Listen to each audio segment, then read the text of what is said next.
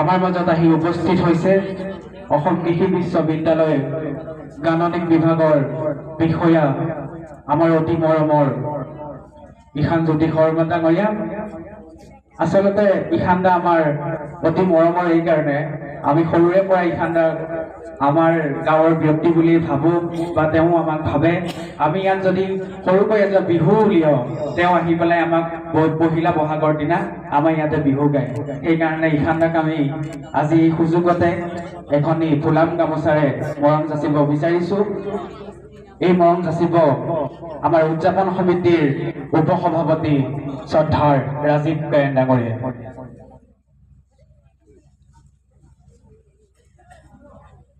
আৰু এটি স্মাৰকেৰে সম্বৰ্ধনা জনাবৰ কাৰণে আমাৰ উদযাপন সমিতিৰ সাংস্কৃতিক বিভাগৰ সভাপতি শ্ৰদ্ধাৰ জিতুমণি গোস্বামীক অনুৰোধ জনালো।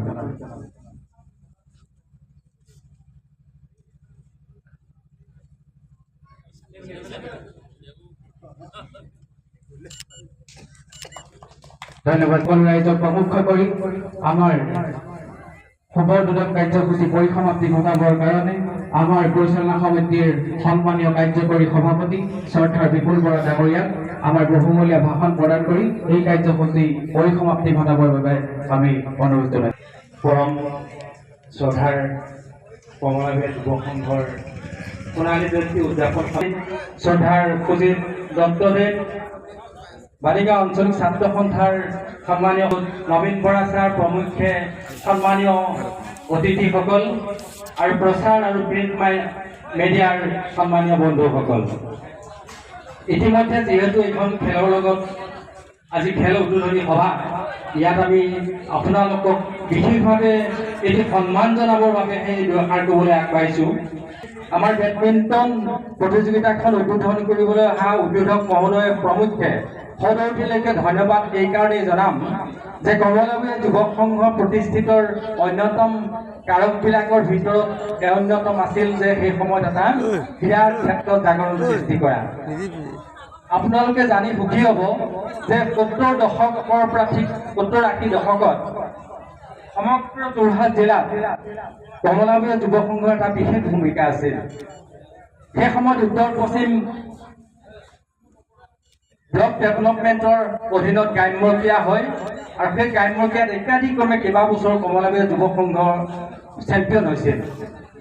আৰু আপোনালোকৰ সন্মুখত মই এই বিষয়ে অকণমান জনাবলৈ পাই সুখী হ'ম যে সেই সময়ত যিসকল এই অনুষ্ঠানত অংশগ্ৰহণ কৰি এই অঞ্চললৈ গৌৰৱ কঢ়িয়াই আনিছিল কমলাবাৰী যুৱ সংঘৰ বিষয়ববীয়া আছিল, সদস্য আছিল, তাৰ ভিতৰত সেই চেম্পিয়ন দলটোৰ ভিতৰত এতিয়াও আমাৰ মাজত আছে শ্ৰদ্ধাৰ অতুল তামুলী। মই তেখেতক আপোনালোকৰ মাজত থিয় কৰাই দি ভাল পাম যে অতুল তামুলী 78ত যেতিয়া আমাৰ ফুটবল দল আছিল তেখেতো এক অন্যতম খেলুৱৈ আছিল। এতিয়া তেখেতৰ বয়স ঠিক 65-63 হৈছে।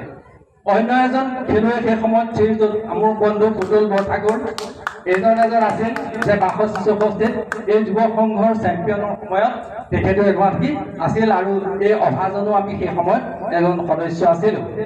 সেই সময়ত যেতিয়া আমি 78ত চেম্পিয়ন হৈছিলোঁ, বৰ্তমান আমি 3জন আছোঁ যিকেইজনৰ বয়স এতিয়া 62 পৰা 64 ভিতৰত আছোঁ। গতিকে আপোনালোকৰ সন্মুখত আমি আজি সগৌৰৱে কৈছোঁ যে আমাৰ অনুজসকলে সেই আদৰ্শটোকে লৈ যিমান পাৰে ক্ৰীড়া ক্ষেত্ৰখনত আগুৱাই নি যাবলৈ নতুনখিনিক উৎসাহিত কৰিবলৈ চেষ্টা কৰিছে।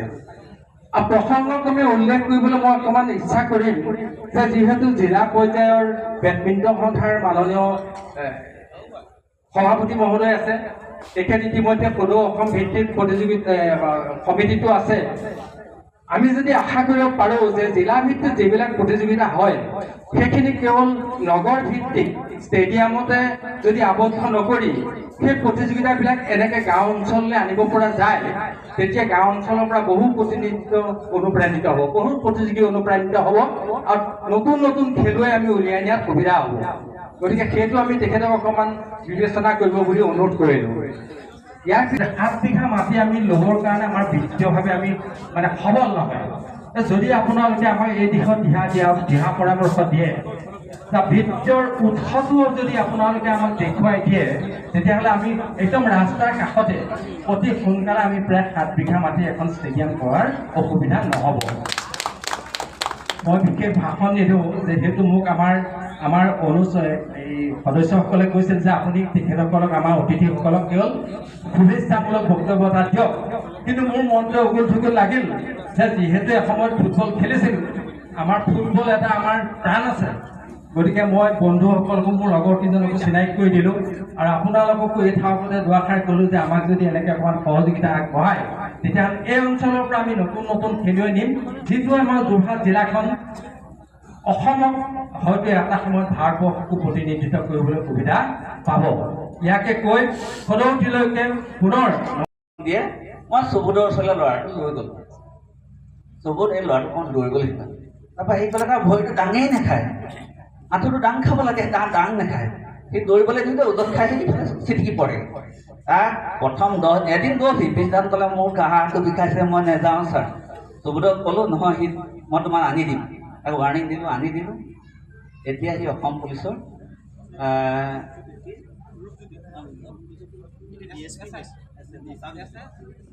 সাব ইন্সপেক্টৰ পোনপটীয়াকৈ সি ৰিক্ৰুইটমেণ্ট পাইছে। আৰু ৰূপজ্যোতি বৰা আমাৰ গড়মূৰৰ ল'ৰা।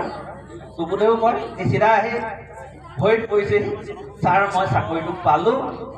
আৰু অলপতে খুব ধুনীয়া গাড়ী এখন লৈ আহে, তাৰ চাকৰি এবছৰ হ'ল, গোৱালপাৰাত আছে সি। তাৰপিছতে মাতি থৈ গৈছে, এতিয়া বিয়া বাৰু ঠিক হৈছে। চব কিমান সহজে খেলৰ যোগেদি আমাৰ হাততে আছে। চুবুদক কিমানে চিনি পায়। চুবুদে কিমান কষ্ট কৰি প্ৰশিক্ষণ দি আছে, খেলুৱৈ কেনেকৈ দৌৰিব লাগে। যোৰহাটত মাত্ৰ এজন NIS প্ৰশিক্ষক আছে, কিমান দুখৰ কথা। মোহন বৰা জ্যেষ্ঠ NIS এথলিট নায়েই। মানুহে এতিয়াও বুজি পোৱা নাই। কিন্তু এটা নতুন শিক্ষাত যিটো আছে তাত খেলা ধূলাটো এটা অনবদ্য হিচাপে ভৰাই দিলে। আপোনালোকে হয়তো গম পাইছে, প্ৰতি অনুষ্ঠানতে খেলা ধূলাটো বাধ্যতামূলক কৰি দিলে।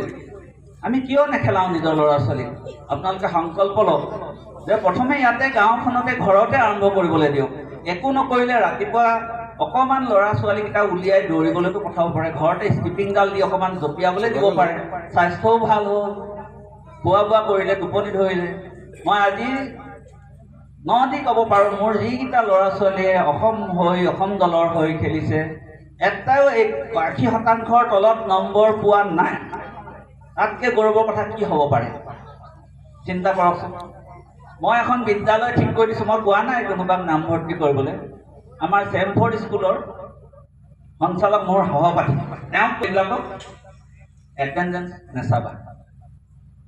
তেনেকৈ ডনবস্কো বাগচোন, তাতো সপ্তাহত ছাত্ৰ আমাৰ ভালকৈ খেলিলে। নাৰায়ণ বৰাই এতিয়া পৰীক্ষা দিছে, সি থাকে বাংগালোৰত। সি এতিয়া নেশ্যনেল চেণ্টাৰ অফ এক্সেলেঞ্চ গুৱাহাটীত ছিট পাইছে। তাত দক্ষিণ এছিয়াৰ ভিতৰত বিখ্যাত কেইজনমান প্ৰশিক্ষকে প্ৰশিক্ষণ দি আছে। সি সপ্তাহত এদিনো ক্লাছ নকৰে, সি অকল পৰীক্ষাটো দিবলৈ আহে, তাৰ কাৰণে পঢ়ে। এনেকুৱা ধৰণৰ এটা সুবিধাও দি আছে। কাৰণ পঢ়া শুনাৰ লগত অকণমান অসুবিধা হয়, কিন্তু নম্বৰ কেনেকৈ পায়? তেহেঁতিতো কোনো 2 নম্বৰী কৰা নাই। তাৰমানে পঢ়া শুনা কৰা ল'ৰা ছোৱালী, খেলা ধূলা কৰা ল'ৰা ছোৱালী, তাৰ কোনো ব্যৱধান নাই। ভালকৈ খেলা ধূলা কৰা ল'ৰা ছোৱালী পঢ়া শুনাত ভাল, খালি সময় জ্ঞানটো লাগিব। আৰু যি কি নহওক, খেলপথাৰত থাকি বক্তৃতা দিয়াটো বৰ বেয়া কথা। আৰু বিশেষকৈ মই সাধাৰণতে এই সোমাই খেলপথাৰ উদ্বোধন কৰা হ'ল বুলিয়ে কৈ পাইছোঁ। মই ভাল লাগিছে আজি। আৰু মই ভাবোঁ যে এই প্ৰতিযোগিতাখন প্ৰতি বছৰে এনেকৈ চলিব। আপোনালোকে অনাগত দিনৰ অহা 100 বছৰৰ কাৰণে চিন্তা কৰিব, তেতিয়াহ'লে এইবিলাক কাম স্থায়ী হৈ যাব। সৰু কথা এটা কওঁ, আমি চিন্তা কৰিব নাজানো বুলি বহুতে ভাবে।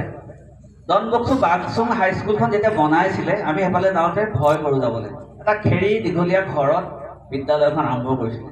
তেতিয়া আমি জপি জপি চাওঁ সেইফালে গ'লে। আমি সৰুতে দেখোঁতে এখন বিদ্যালয় খুলিছে, ইমান ডাঙৰ মাটিখিনি কেলৈ লৈছে?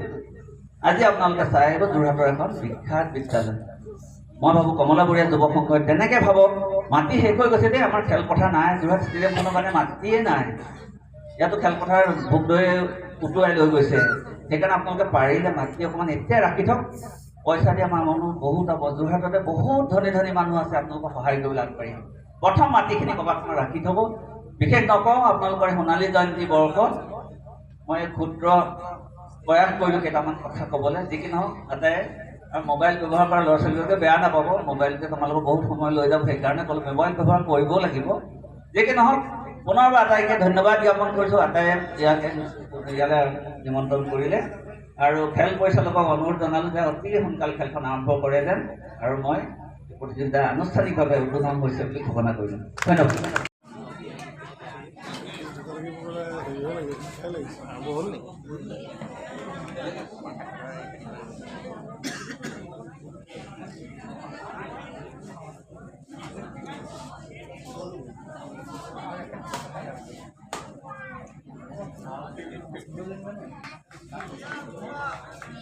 Tahir 11, Farooq 4.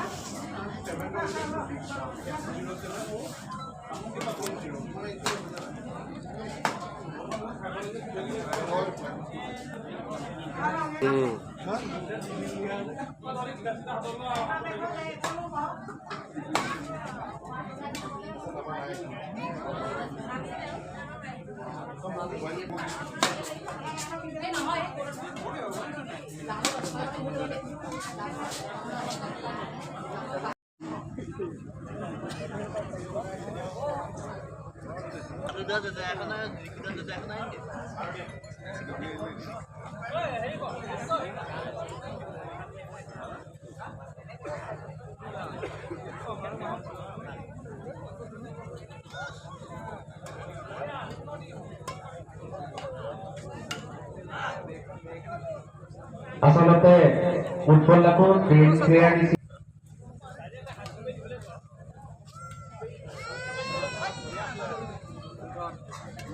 ৰাইজে কাজলি হাত চাপৰি জনাব।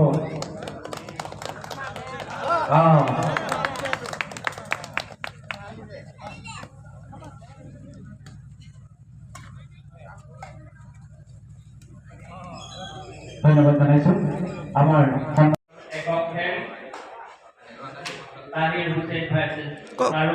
যোৰহাট গৰখীয়া দলৰ কমলাবৰীয়া যুৱ সংঘৰ সোণালী জয়ন্তী উপলক্ষে আয়োজন কৰা সদৌ অসম বেডমিণ্টন প্ৰতিযোগিতা উদ্বোধন হৈ গৈছে অলপ আগতে।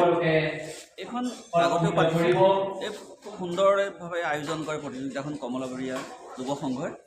ইয়াতে ঘনকান্ত খাউন আৰু বাবুল খাউনৰ সুৱৰ্ণ পৰিয়ালবৰ্গৰ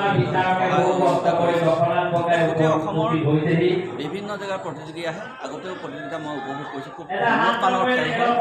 এবাৰ আমি আশা কৰিছোঁ আজি এই প্ৰতিযোগিতা ইতিমধ্যে আৰম্ভ হৈছে আৰু ইয়াতে প্ৰাইজমনিও আছে, প্ৰাইজমনি ট্ৰফি দিয়ে। প্ৰতিযোগিতাখন খুব সুন্দৰভাৱে অসম বেডমিণ্টন ভাৰতীয় বেডমিণ্টন সংঘৰ নিয়মানুসৰি খেলখন পাতে শৃংখলাবদ্ধভাৱে। মই সেইকাৰণে এই আহ্বানত তেওঁলোকক অকে ধন্যবাদ জ্ঞাপন কৰিছোঁ আৰু শুভেচ্ছা জ্ঞাপন কৰিছোঁ খেলখন সুকলমে হৈছে। বিশেষকৈ গ্ৰাম্যাঞ্চলত এনেকুৱা ধৰণৰ যি অনুষ্ঠিত হৈছে আৰু অসম চৰকাৰে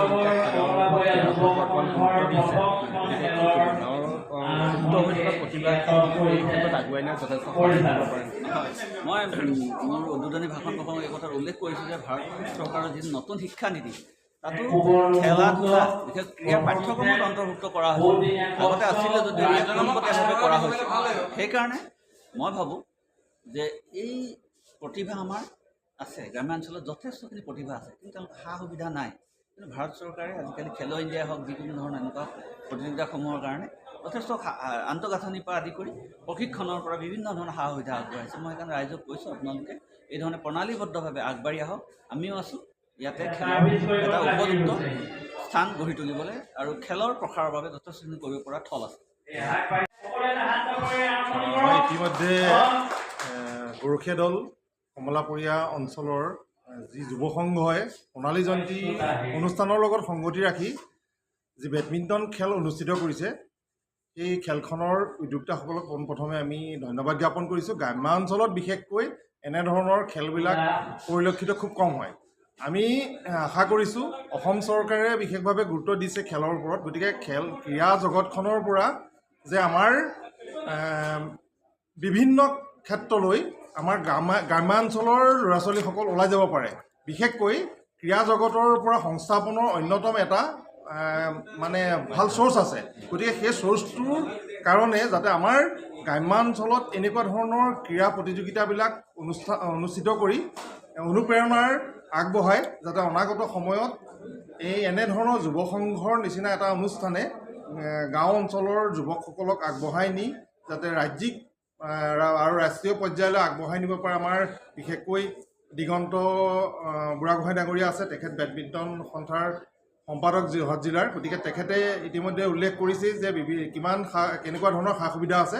গতিকে সেই সা সুবিধাখিনি আমি আদায় কৰাৰ প্ৰচেষ্টা। গতিকে বৰ্তমান সময়ত আমাৰ ক্ৰীড়াৰ প্ৰতি যি অনীহা, মানে গ্ৰাম্যাঞ্চলত বিশেষকৈ অনীহা এইটো কাৰণেই হৈছে কাৰণ সুবিধা নাই। নগৰ অঞ্চলত ষ্টেডিয়ামৰ পৰা ধৰি বা প্ৰশিক্ষণৰ পৰা ধৰি বিভিন্ন সা সুবিধাৰে ভৰপূৰ হৈ আছে, কিন্তু গ্ৰাম্যাঞ্চলৰ পৰা যে আমাৰ প্ৰতিভাখিনি ওলাই যায়, সেই প্ৰতিভাখিনি বিকশিত কৰিবৰ কাৰণে স্থল নোহোৱাৰ পৰিপ্ৰেক্ষিতত হয়তো এইখিনি সুপ্ত হৈ আছে। গতিকে আমি চৰকাৰকো এই পাহতে আহ্বান জনাইছোঁ, আপোনালোকে গ্ৰাম্যাঞ্চলত বিশেষভাৱে গুৰুত্ব দিয়ক। মানে প্ৰতিভা বিকশিত কৰিবৰ কাৰণে যদি স্থল নাথাকে, তেনেহ'লে অনাগত সময়ত আমাৰ গাঁও অঞ্চলৰ যুৱক যুৱতীসকল আগবাঢ়ি যোৱাত অসুবিধাৰ সন্মুখীন হ'ব। আঞ্চলিক সহযোগত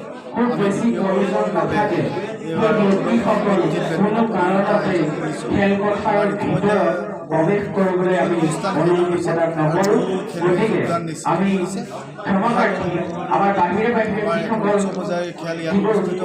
ৰাস্তা আছে, সেই ৰাস্তাই গ্ৰহণ কৰা কৰে। আমি ক্ষমা বিচাৰিছোঁ, কিন্তু তাৰ কোনো কাৰণত